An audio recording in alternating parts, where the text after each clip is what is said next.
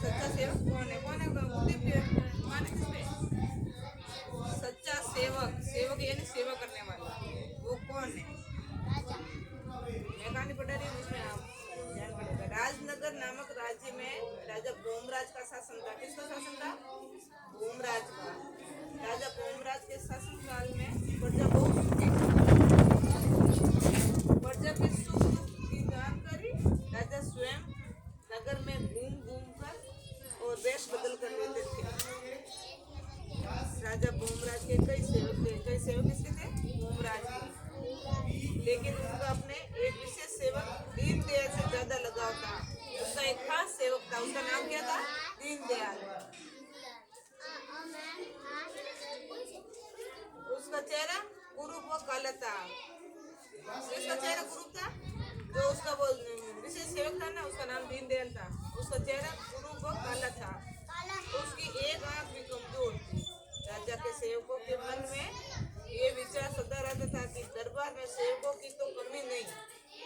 राज्य के अनेक गुणवान व रंग रूप वाले भी सेवक हैं। ये कौन बोल रहा है? जो अनेक अलग सेवक थे ना, वो बोल रहे थे। लेकिन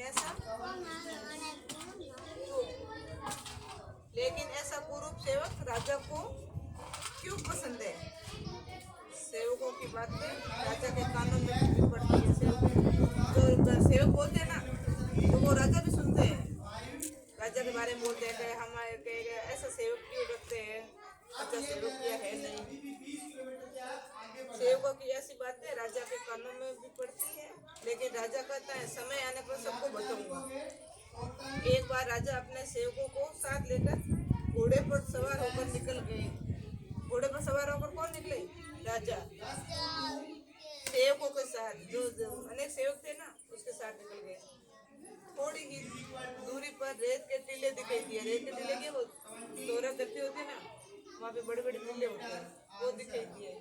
थकान के कारण राजा ने विश्राम करने का विचार किया और अपने घोड़े से उतर गए। घोड़े से कौन उतरे? राजा उतरे। क्यों उतरे? वो विश्राम करने के लिए उतरे। विश्राम किए, वो दूर से आए थे ना, परेशान हो गए, इसलिए सोचा कि विश्राम कर लो। राजा ने सभी सेवकों से एक बात कही कि मेरे गले में हीरे का बेशकीमती हार था, जो कहीं गिर गया। उसके हीरे कहीं बिखर गए। ये किसने बात बोली? राजा ने बोली कि मेरे हाथ में, मेरे गले में हीरा था, वो कहीं घूम गया। उसके हीरे बहुत कीमती थे। तो सुन में बोले, वह एक एक हीरा तुम लोग खोजो। ये बात किसने कही? राजा ने कही। किसको कही? सेवकों को। क्या मेरे जो हीरे गमे थे ना, वो ढूंढ के लेके आओ। जिसको मिले वह उसी का। ये सुनते ही सभी सेवक हीरे खोजने लगे। खोजते खोजते बहुत समय हो गया तो राजा अपने घोड़े पर सवार होकर वापस राजभवन में आ गए। राजा के पीछे पीछे वह दीनदयाल सेवक भी चला आया।